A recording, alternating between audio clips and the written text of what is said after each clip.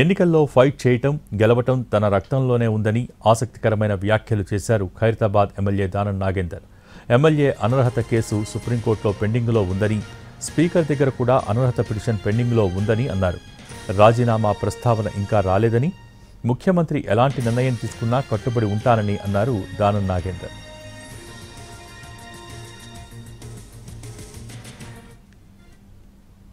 మరి ముఖ్యమంత్రి గారు అందరూ ఆలోచించిన తర్వాత అలాంటి పరిస్థితి వచ్చినప్పుడు నేను ఎన్ని ఎలక్షన్లు కొట్లాడినా మీకు తెలుసు, ఇప్పటి వరకు సుమారు 11 ఎలక్షన్లు కొట్లాడాను. ఎలక్షన్కు నాకేం కొత్త కాదు, ఫైట్ చేయడం నాకేం కొత్త కాదు. ఫైట్ చేయడం, గెలవడం అనేది నా రక్తంలోనే ఉంది. రేపు 8వ తారీఖు నాడు గ్లోబల్ సమ్మిట్తో పాటు రైజింగ్ తెలంగాణ సంబంధించినటువంటి మరి ఎన్నో అంశాలని అక్కడ ప్రస్తావించబోతున్నారు ముఖ్యమంత్రి గారు. కాబట్టి రైజింగ్ తెలంగాణ అంటే ఎలా ఉంటుందో చెప్పాలని, ప్రభుత్వాన్ని ఇంకా బలోపేతం చేయడానికి మరి 10 సంవత్సరాలు ముఖ్యమంత్రి గారు ఏ రకంగానైతే మరి రాష్ట్రాన్ని 10 సంవత్సరాలు పాలించితేనే ఈ రాష్ట్రం సర్వతోముఖ అభివృద్ధి జరుగుతుంది అన్నటువంటి ఆలోచన ముఖ్యమంత్రి గారికి ఉంది. కాబట్టి అలాగా మనం పనిచేసి ఈ రాష్ట్రాన్ని ఇంకా అభివృద్ధి పథంలో తీసుకెళ్లి 3 ట్రిలియన్కు చేర్చే విధంగా అందరూ సహకరించినప్పుడు ఇది సాధ్యమవుతుంది.